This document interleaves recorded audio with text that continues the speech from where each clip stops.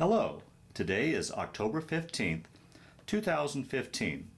We're meeting today with Mr. Robert Comiskey at his home in Greeley, Colorado. My name is Brad Hoops. I'm the interviewer for the Northern Colorado Veterans History Project. Welcome, Bob, and thanks for sitting down today to tell your story.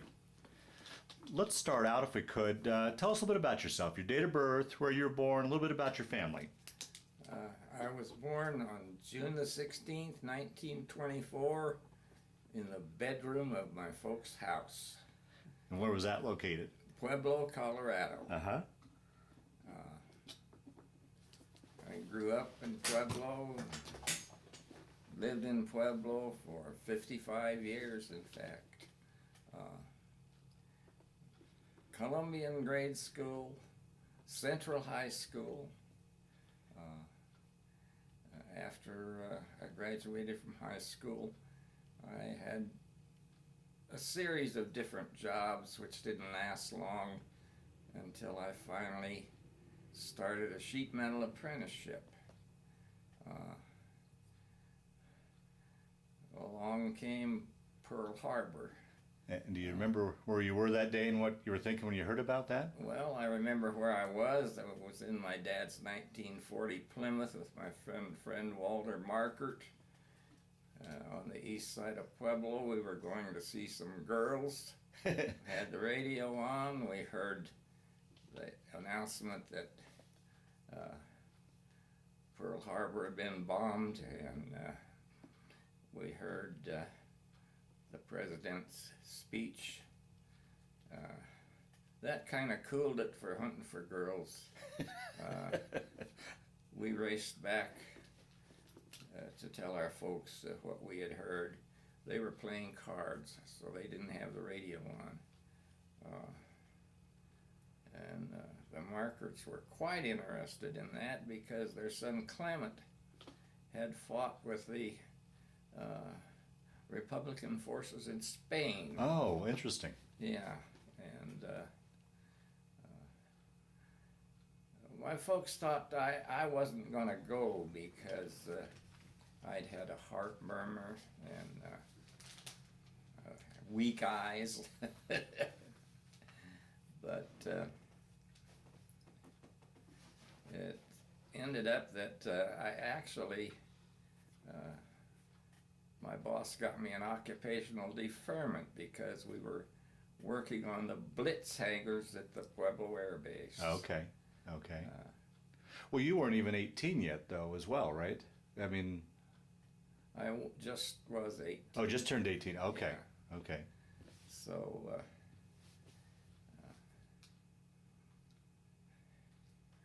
as I said, I had the occupational deferment. And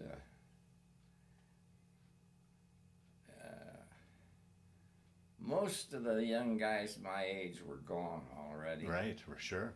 And there were murmurs about why I hadn't gone while I was still hanging around. So I kind of hurried up the process and applied for the Seabees. I had applied for, of course, the Air Force first. No thanks, they didn't want me. Navy, no, they didn't want me. And then I heard about the Seabees, and they were taking old and infirm people. I guess that's what I want to say. And well, coupled with your skills too, yeah. as a sheet metal worker, right? Yeah. And boy, I talked to him early in June, and by July 7th, I was on my way. And what year was that? 1943. 43. Okay. Went to Camp Perry, Virginia, which was a beautiful swamp. But we had some interesting experiences there. Close order drill is one of the first things you learned. and we had Marines for DIs. Oh boy. That's what we said. So we learned how to do close order drill. How was that transition for you going from civilian life into military life? Was that much of a change for you, or? Well, I don't know. I was kind of gung ho. Wanted to go, and it was a bit of a shock to find out that I was going to be living in a tin hut. And but we had some interesting times. Along those lines, I'm sorry to interrupt you, but along those lines too, I mean, back in those days, I mean, most of your generation, you really never had traveled too far away from home. Now you're over on the East Coast. How was that? And was there any tinge of homesickness or anything like that? Didn't have time. Okay. Didn't have time to get homesick. We were kept pretty busy. And I gotta tell you, that was the first time I ran into bias, I guess I want to say. We went into Richmond, Virginia on Liberty, and as we walked down the street, every restaurant you passed had a sign in the window: sailors and dogs not allowed. Really? And we didn't like that much. So we didn't go into Richmond anymore. But I met a couple of good buddies, Dick Chesterfield, Charles Dispenza. Charles became a lifelong friend. Dick died soon after he got out of the service. Anyway, Camp Perry.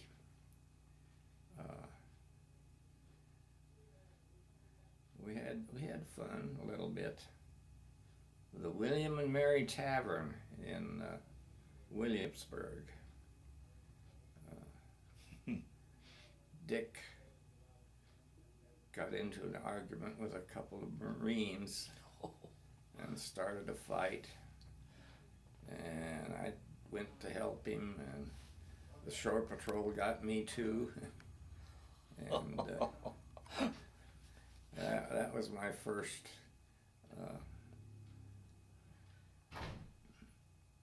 time working with the shore patrol. You didn't work with them much, you just did what they said. So they put us in the bus, we waited till they got it loaded and went back to Camp Perry.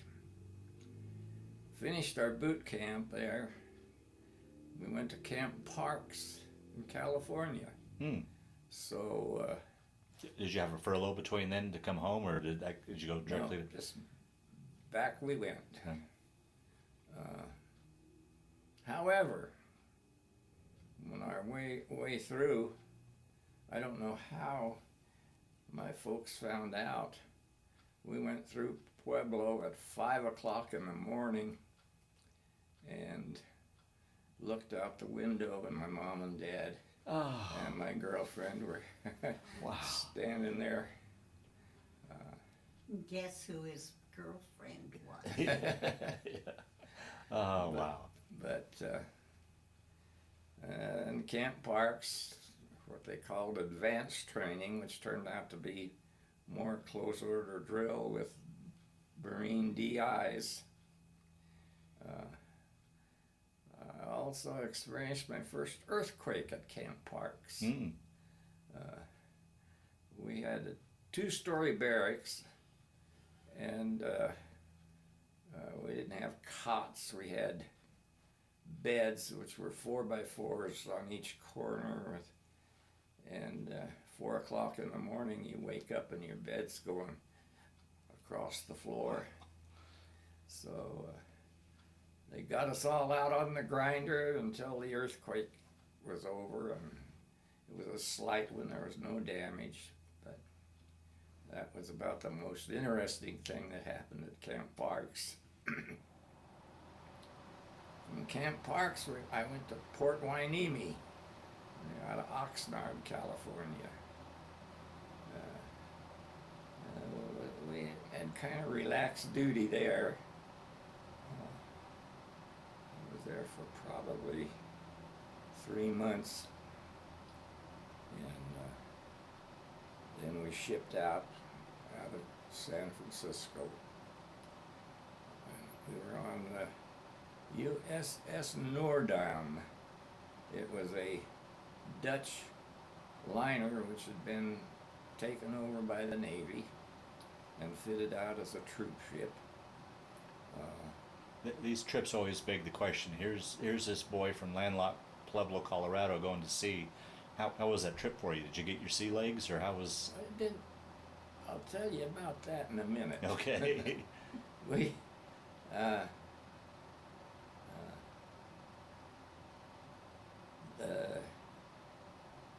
we had bunks. The heads were 50-gallon drums cut in half, and with water running through them, and then 2 boards to sit on.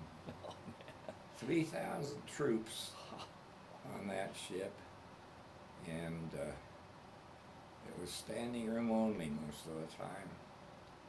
But you ask about my sea legs, I got sick once. They said it was standing room only, so I had a paperback book, and I went in the head, and I was sitting there relaxing, and this guy came running in and got sick right on me. And that was the only time I got sick. It took us 27 days. It's probably our dog. Anyway, the trip took about 27 days, and we sailed one ship, no convoy. No convoy. Oh boy, any worries about Jap subs, or must not have been? Too dumb to worry about that. And one question I would like to ask too, that it seems like everybody that I've heard that leaves from San Francisco, what were your feelings as you went into the Golden Gate Bridge? Any thought, I mean, you're sailing in really truly into the unknown. Yeah. And did you have any? God, I hope I see it again. Really? Oh boy. But now, were you already in a unit, or were you going over as a replacement, or what was your status? We went as a unit. Okay. We were in what they called a supernumerary battalion. Stay there. The Seabees. They had, instead of 4 companies, they had 5. That's why they called it supernumerary. And they broke it up into CBMUs, Construction Maintenance Units.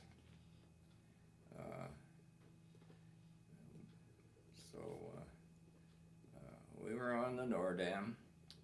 Our first stop was at Boona Beach, New Guinea. You went straight through? Went straight to New Guinea. Oh boy. We unloaded about 1,000 Air Force guys there, their corps at that time. And of course we all went ashore. Very interesting. Yeah, once again, I go back to this boy from Pueblo. Yeah, you're halfway around the world on this exotic island. Well, you know,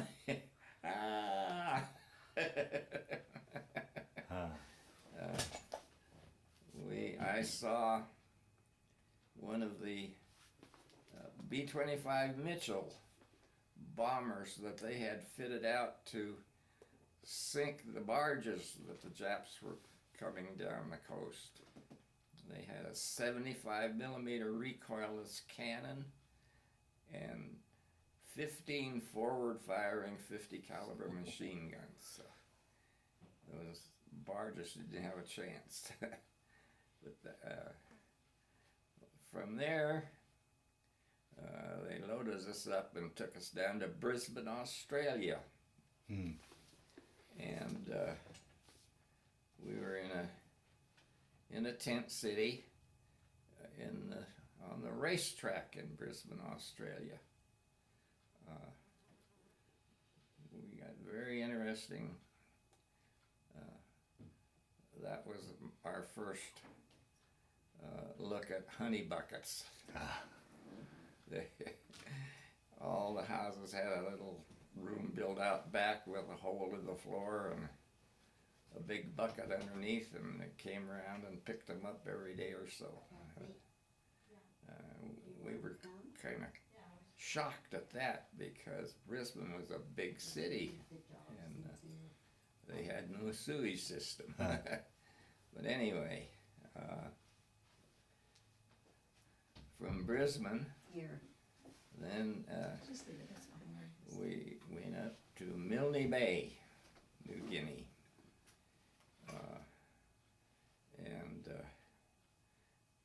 When we pulled into Milne Bay, there were 117 ships waiting to be unloaded. Oh, that must have been a sight. Was. And they pulled up to the dock, and we shouldered our sea bags and headed out down the dock. And somebody said, "Watch out for the hole in the dock." So that was passed down the line until it got to John Dyer, who was 6'4" and about 12 inches across. He missed anybody saying "watch out for the hole in the dock," and he went in. And that was our arrival in New Guinea. We were in, of course, tents on a Colgate palm peat palm orchard, or whatever you want to call it.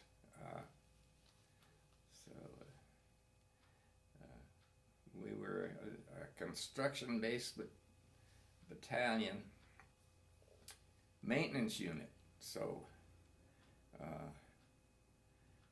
actually, what we did mostly was get stuff ready to ship up north.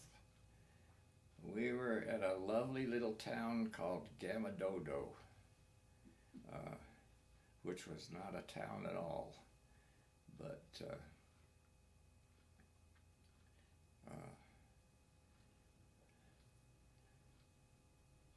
it rained for 33 days when we got there. The first thing we did was build cabinets with big light bulbs in them to dry our clothes. We had the motor pool and all kinds of stuff. And I had a refrigerated warehouse, big Quonset hut with 20 prefabricated refrigeration units. We transshipped mostly frozen meat.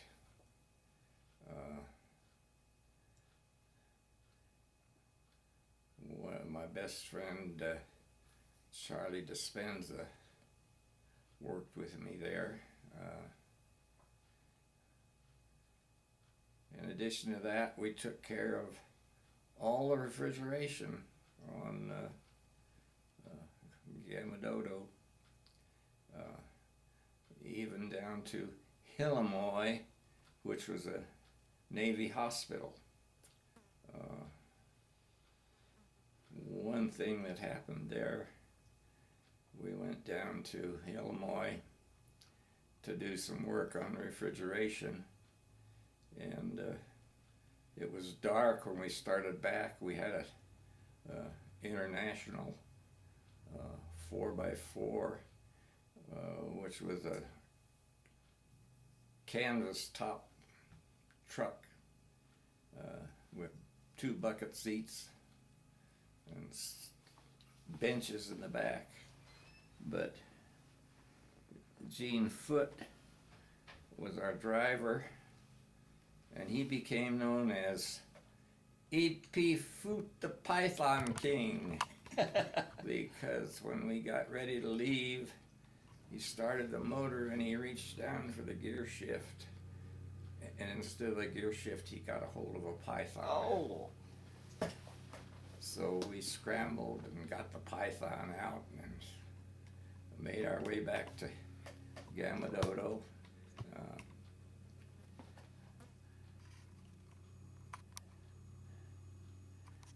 We had a lot of interaction with the natives there.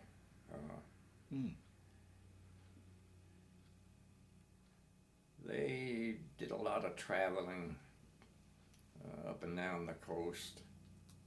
Interesting fact, about every quarter of a mile or so, there was a stream down off the mountain going to the, and by golly, those natives would bathe, almost every one of them.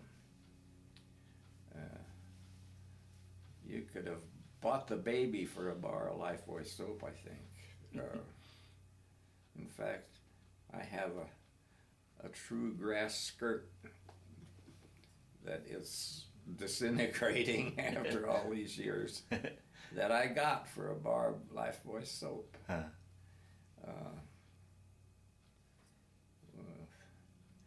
We discovered that they had a school down at Illinois, and the head of the school was a Polynesian who had graduated from Oxford in England. So they were really not, the coastal natives were really not that different from us except for their color and the fact that they didn't wear clothes. However, the natives in the hills were a little different. In fact, when we had a guy that was going to New Guinea to work in one of the gold mines, and he said, you know, they told me I had to buy a 45 to carry with me. Do you have any idea why? And I said, yeah, I do. They are still headhunters over there, and they are to this day. Wow. And I imagine there's some hill people that have as yet never seen a white man. New Guinea, there's a beach which varies from 700 feet to maybe a mile wide, and from there, very rugged mountains. We didn't go there. So you weren't actually in New Guinea, that were an island off of New Guinea, or where were? New Guinea. Okay. Gamadodo, New Guinea, at the head of Milne Bay. Okay. Milne Bay was as far as the Japanese advanced. They didn't get over the mountains to this town, which I don't remember. But talk a little bit about what life was like on the base there. Your living conditions, your food, dealing with the climate. What was like day-to-day life like? Well, get up in the morning, you look in your shoe to make sure there's not a big bug in there. That was one of the things that amazed me One of the things that sticks in my mind is the Goliath beetles. They were beetles that were about that big, and they sounded like an airplane when they flew by. I told my wife about all these big bugs, and she didn't believe me, so we went to the Maine Museum down by Colorado Springs, Yeah. tropical bugs, and they had them. They had the Goliath beetles and the walking sticks, and that was a little tough to get used to. And not so much the heat, because it never got very hot. Oh, is that right? Yeah, 75, 80. 80 Oh. was hot. But we were right down on the beach, so the humidity was there all the time. Which is quite a bit different than dry Pueblo. Yeah. Yeah. And Were you in, what, Quonset huts there? Or what was your... Tents. Still tents, okay. still tents. Lived in a tent for 2 years. Side story. We decided we were going to make some jungle juice. So we liberated a water cask from a life raft, a little 15-gallon thing. And we filled it up with some coconut milk and I don't know, some other stuff, some sugar and probably some yeast. And we pulled it up into the top of the tent where it was nice and warm to let it ferment. And it did, and it blew up. And all over the tent. The next time it rained inside as much as it did outside. So we had to request another tent to go over that one. But anyway, fun, you know. What would you do for fun when you guys weren't on duty for entertainment? Well, we used to go down to the native village, down to Illinois, talk to the little kids. We had a theater, had a big screen and a whole bunch of coconut logs to sit on. We had nightly movies, played lots of cards, wrote lots of letters. And talk a little bit about that. I mean, in today's age, we've got computers and cell phones. Your only option was letters, correct? Yeah, but not long after we got over there, they came out with V-mail. Mm-hmm. You got a sheet of paper, a place for address and everything, and you wrote your message on it, and they put it on microfilm and sent it back, and they blew it up to about this big. We had a whole lot of emails that we lost one time, but that was our communication. And those letters were censored too, correct? Oh, were they ever? Yeah. And we had fun. Our censor was a fellow quite a bit older than us. His name was Harley, and we tried to devise ways of getting around him, mostly to get to him. But people at home got a lot of letters with black, black, black. Because that was one form of entertainment, trying to outfox the censor. You made some jewelry and things while you were there too. Yeah. You made the Liberty had dime jewelry and Oh, yeah. plexiglass. I made jewelry.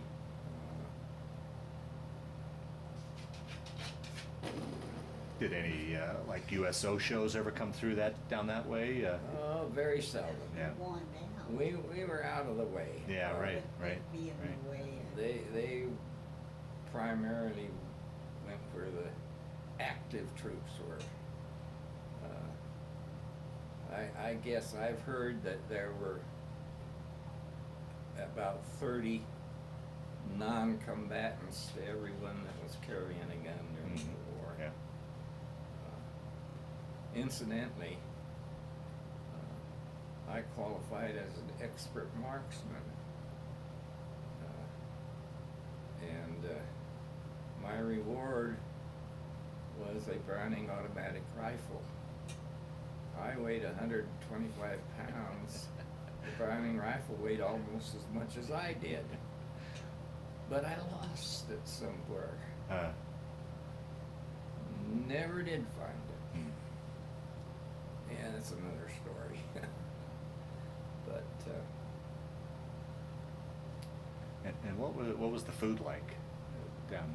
well, it was good because I had the refrigerated warehouse, and we had a lot of steak and lamb and stuff like that. And the mess hall wasn't bad at all. How big was the base men-wise? It was a Oh, there were about 3,000. 3,000? Oh, wow. Yeah. Yeah. It was a big base because we had all of the operations for shipping stuff up north. And I would imagine that around Milne Bay, there was Hillamoy, Gamadodo, and the one across, I can't remember the name. And then there was an army base there too. So there were a bunch of guys there. We made friends with the Australian who ran the copra, dried coconut for Colgate. They dry it and then press the oil out of it. But anyway, we made friends with him. And he was our bootlegger. Carton of cigarettes would get you a quart of hooch. 2 packs would get you a can of beer. Foster's, best beer I ever drank. So we did a little of that.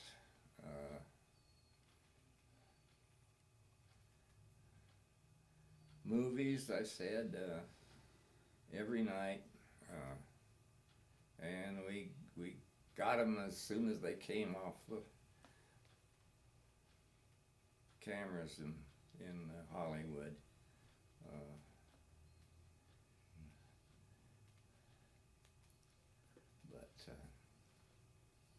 Was there by this point had the war moved far enough up the pipe that you didn't have to worry about Japanese bombing, or did you ever come under any? Oh, we had the guy that came over about once a week,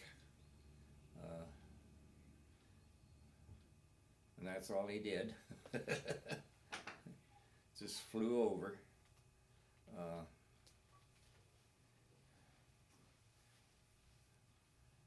As I told you, that was as far as the Japanese got.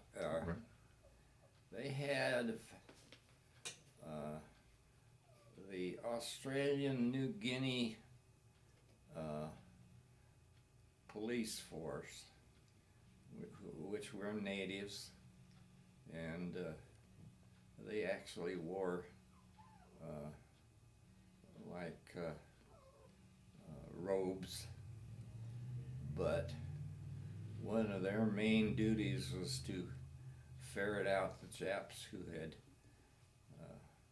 fled up into the hills. Oh, okay. And the natives had to pay £5 every year to the Australian government as a tax. But the going rate for a Jap was £5. So I have an idea that they kind of hid out some of them until it was time to pay their taxes. Okay. And somewhere I have a picture which shows two of the Angos with the guy's head between them. That's all they had to turn in was the head to get their bounty.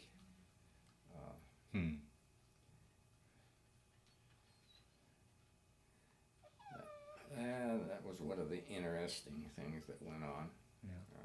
How would you hear about news from back home, baseball scores, how the war was going? Radio. Did you had radio down there? Yeah. Radio. Yeah. Yep. We had a lot of Tokyo roads. Ah, right. And it was amazing because she would come up sometimes with a name of one of the guys in our outfit. Never me, but she would come up with something like, "Bob, have you gotten a letter from Eileen lately? Do you know what she's been doing?" You know, trying to destroy your morale. Right. So we listened to Tokyo Roads quite a lot. Armed Forces Radio. Played a lot of music and a lot of news. That's how we found out what was going on.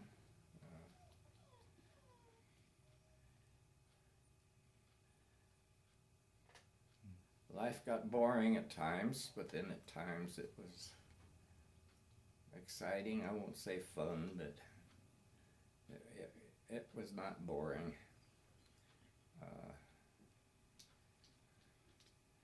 One of the things after VJ Day, they started shutting down everything. And I know where our tax dollars went there.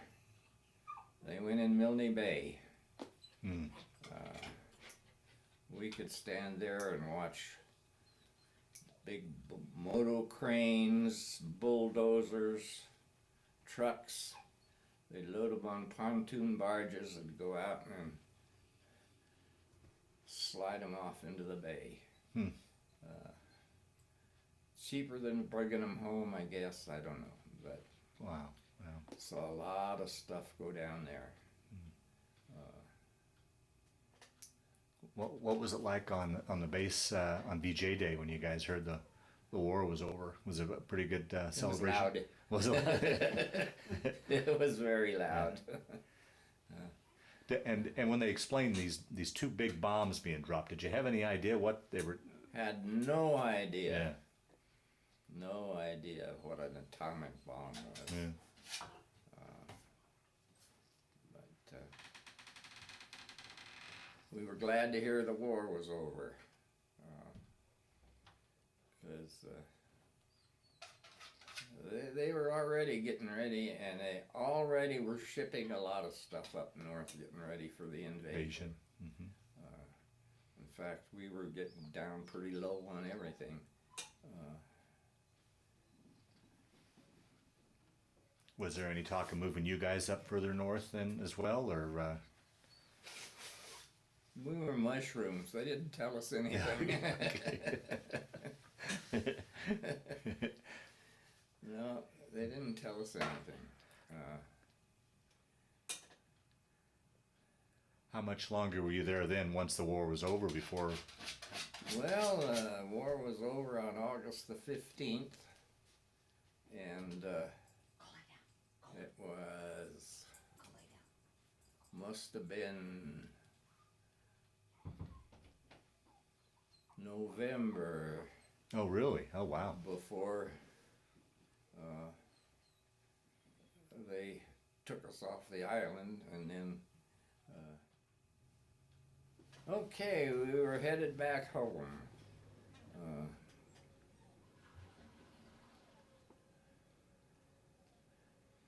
We went back as a unit.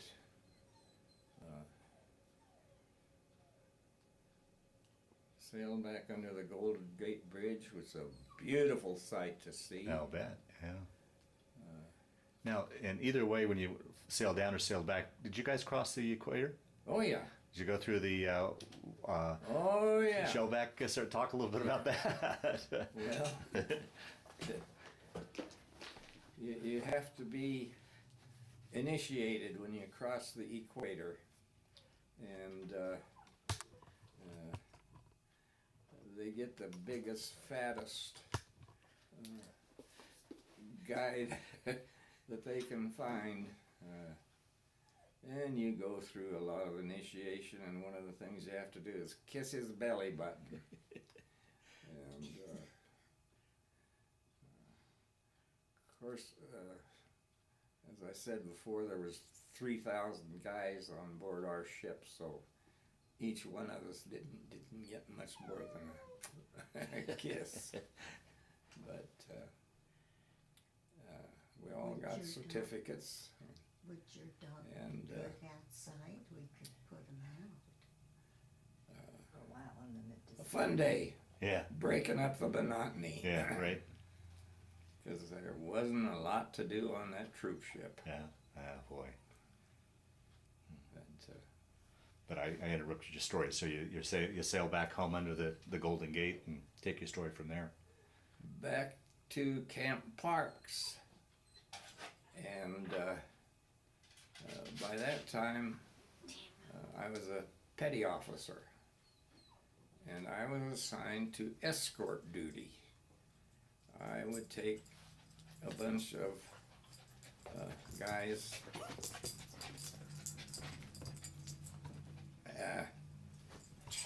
from Camp Parks, Get over here. take all their papers and escort them to where they were going, and then I would get one day's liberty and then go back to Camp Parks and wait for another load. I was there about, must have been 2 months doing that before I got discharged.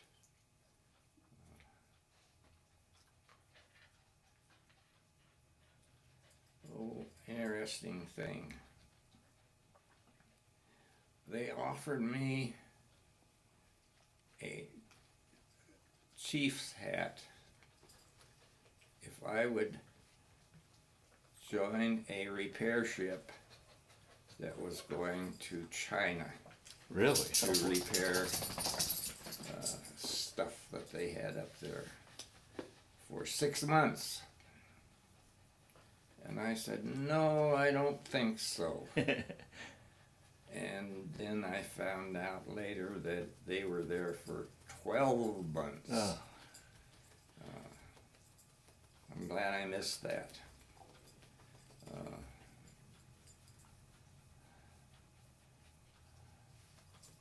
Back on the train with Arnold Konshagen,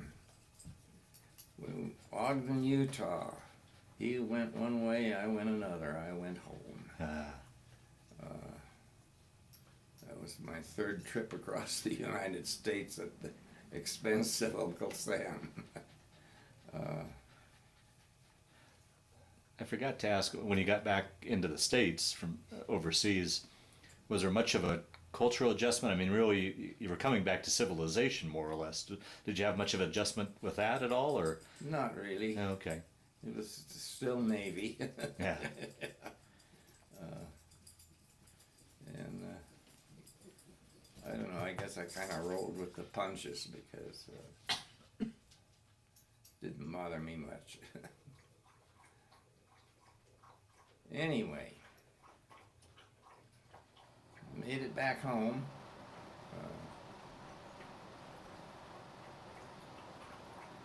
Oh, an interesting fact. We got engaged while I was in New Guinea. Oh, I was looking in a magazine and I saw a keepsake diamond ad. And I cut it out and I circled one of the rings. I wrote a letter to my dad and sent him some money and asked him if he would buy that ring and if he would take it to Eileen. And he did. And he actually put it on her finger. wow. So that's how we got engaged. With mail and all, how long did it take you to find out if she said yes or no? Probably about 3 weeks. Because that's about how long it took. Incidentally, we did get mail. My mother went to a canning thing, and she used to send us stuff every once in a while. Around Thanksgiving, she sent some canned turkey, and so we had home cooked food once in a while. Was it tough being away from during the holidays? Was it? Yes. Yeah. That's when it got bad.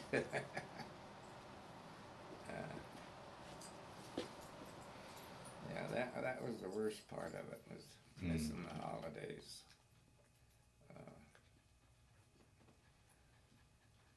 Because we used to have a big gathering, especially on Christmas. Mm.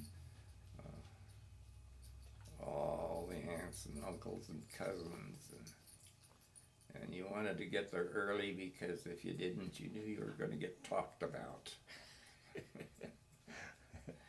But anyway, I don't know whether most families are that way, but that's the way mine was. But it was hard during the holidays.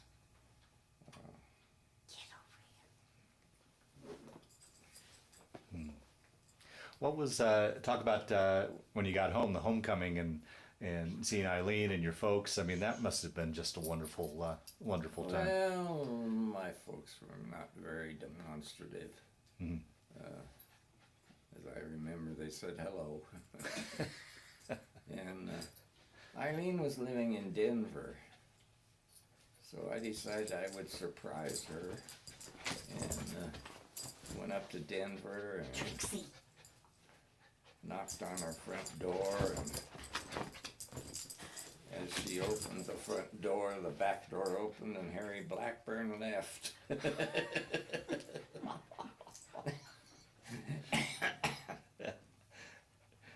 But he was an old family friend anyway. So. He was. But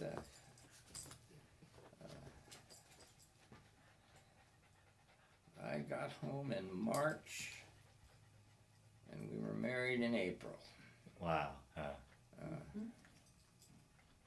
This is 46? Yeah, 69 years ago.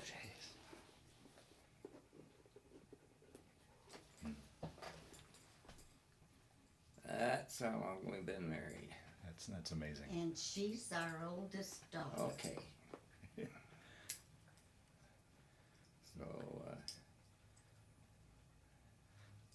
How was it? How was the adjustment back to civilian life after military life and being overseas? Did you have much of an adjustment there? Or? not really. First thing I did was join the 5220 Club. Oh, okay. Explain to those that watch this what the 5220. 5220 Club. You were a vet.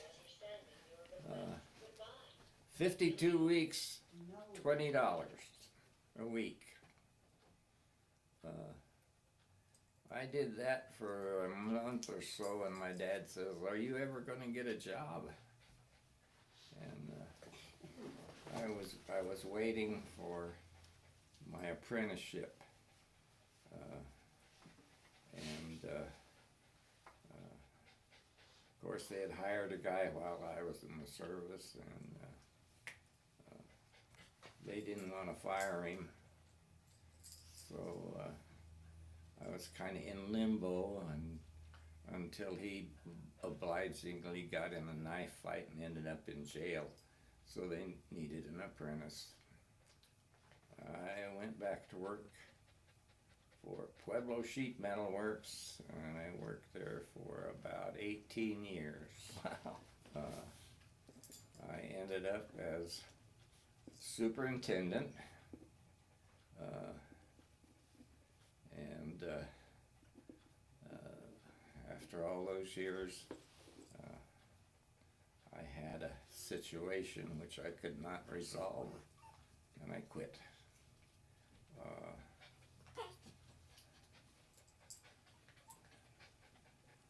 Then I opened up our own key heating and air conditioning in Pueblo.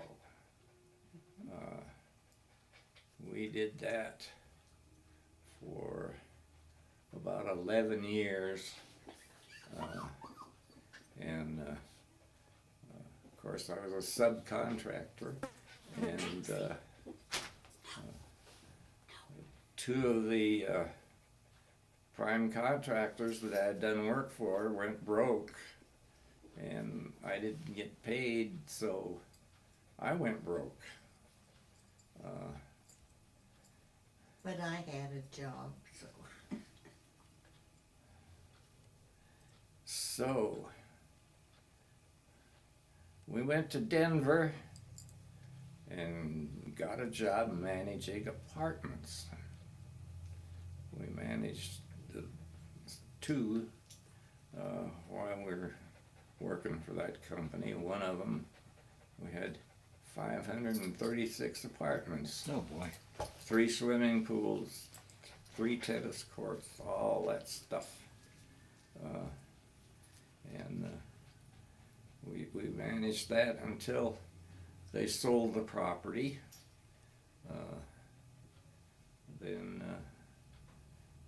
Eileen, who was the office manager, moved up to Greeley to work for our son-in-law.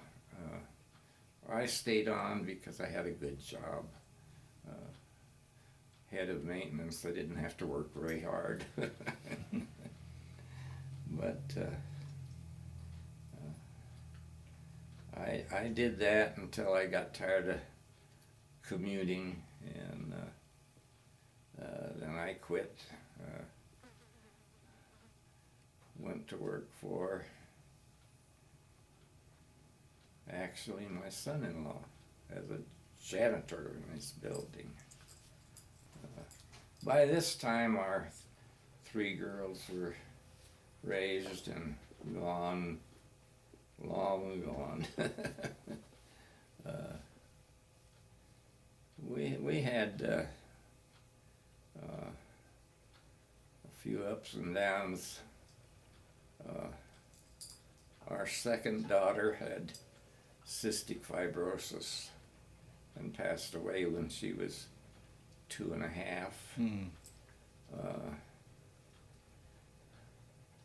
They told us not to have any more kids, so we put our papers in for adoption, and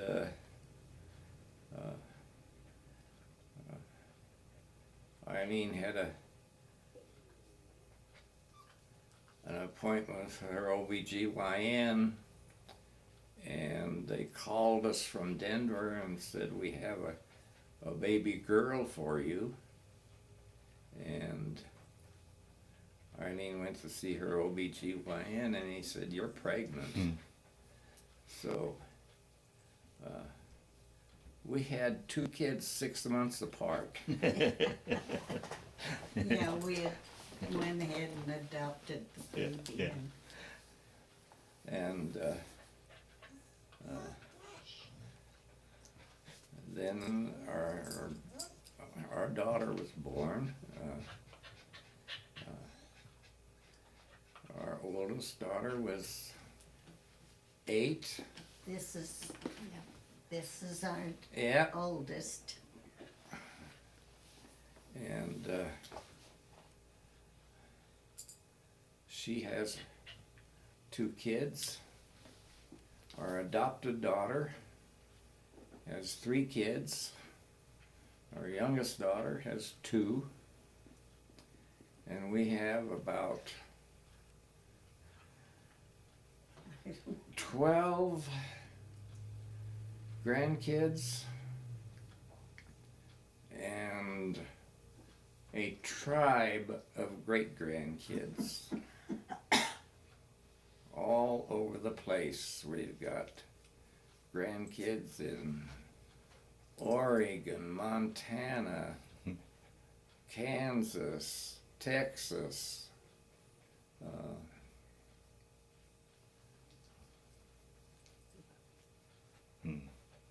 and a couple in Colorado too.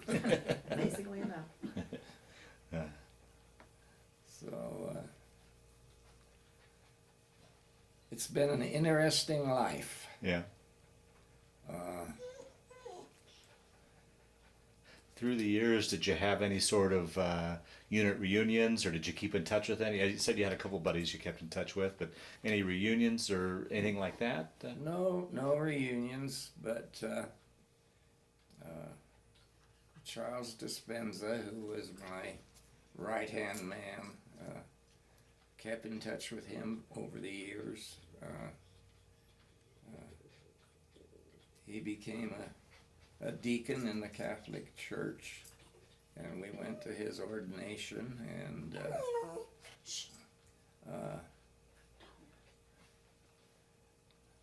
he passed away.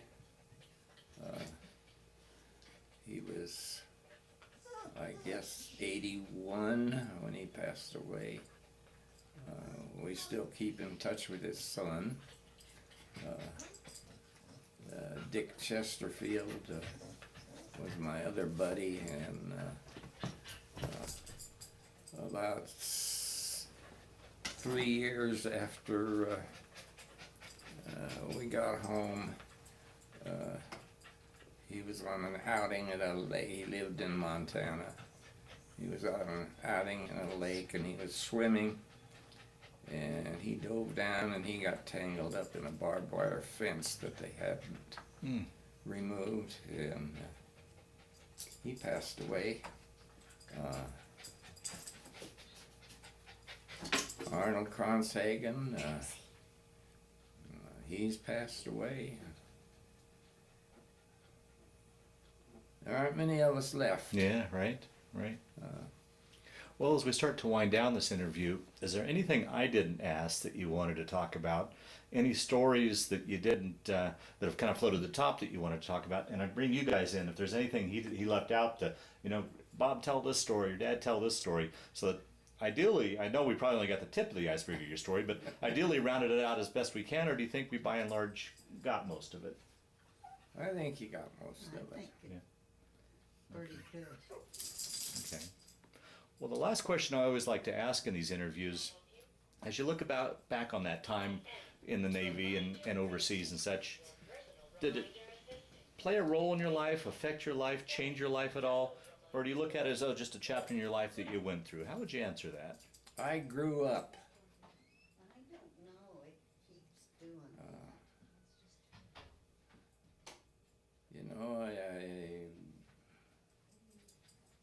I was young,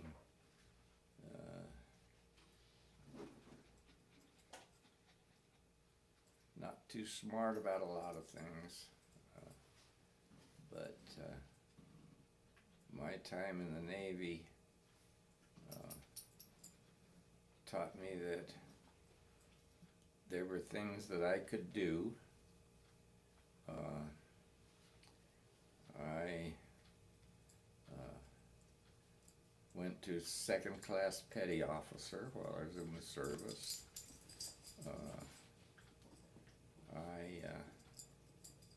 I learned that I could be a leader, and I did lots of things where I led after I got out. All really when you were just a kid, really. Yeah, Yeah. yeah. But I became a business owner. Before that, I became a representative of the union, business agent.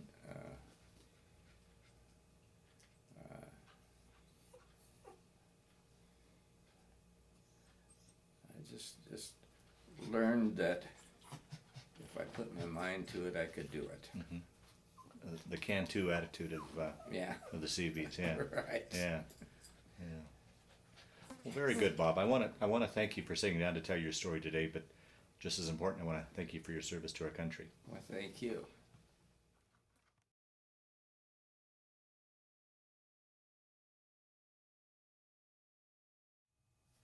That's Hollywood, California. Sitting on the steps is Vi Chesterfield. She was the chaperone for 4 girls from Roundup, Montana, who were in the Hollywood area working in various wartime factories. The tall one on the right is Jean Cantrell, a girl I can't remember. Let me get over there and see.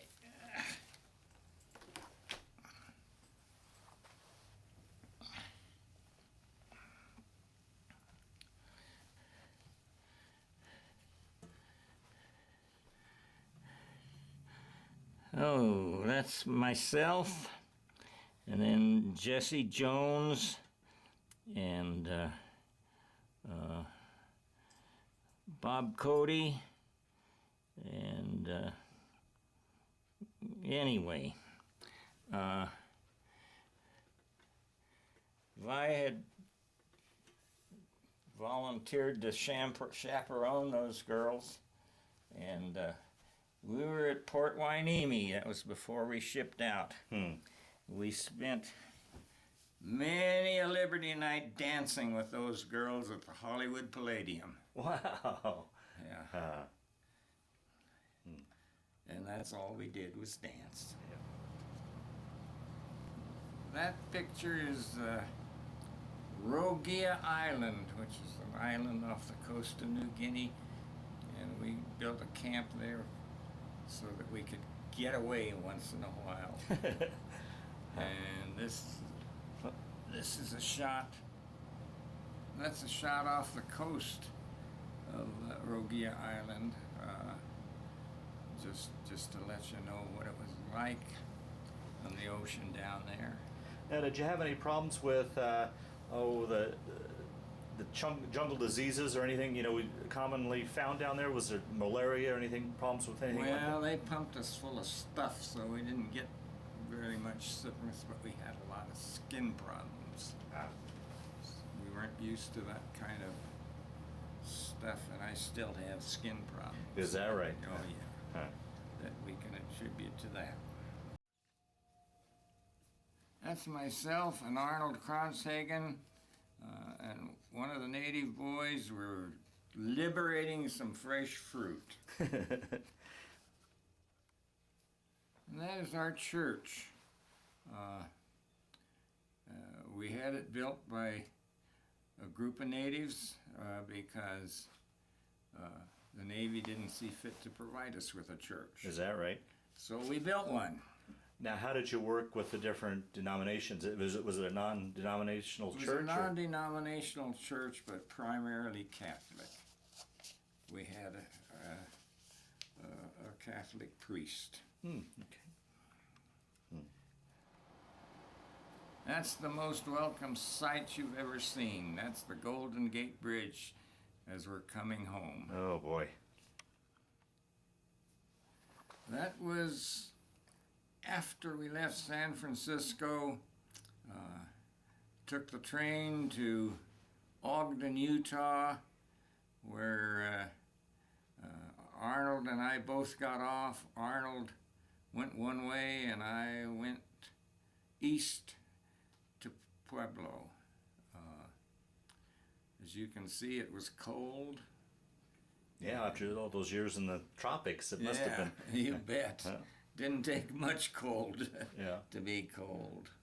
Yeah. Now, Eileen, do you remember the Bob that left and the Bob that came home? Was there much of a change, did you notice, or was he pretty much the same old guy when he got back? Oh, I think he was pretty much the same old guy. Okay.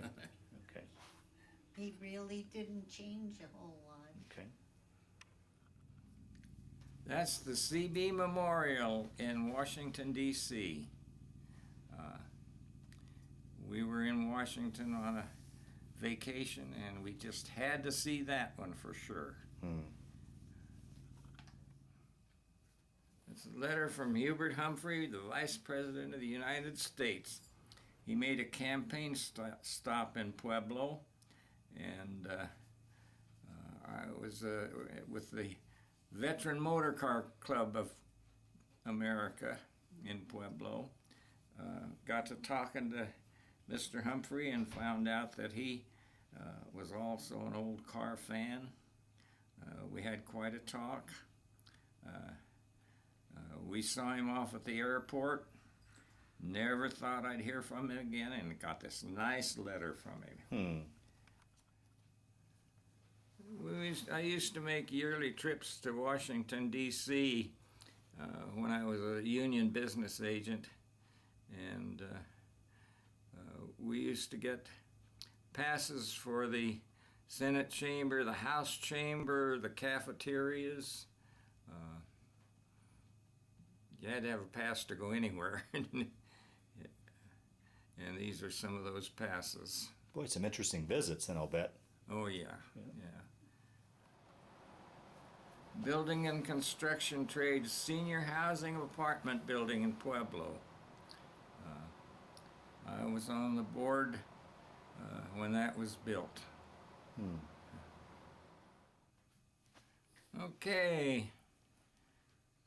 That's my fruit salad.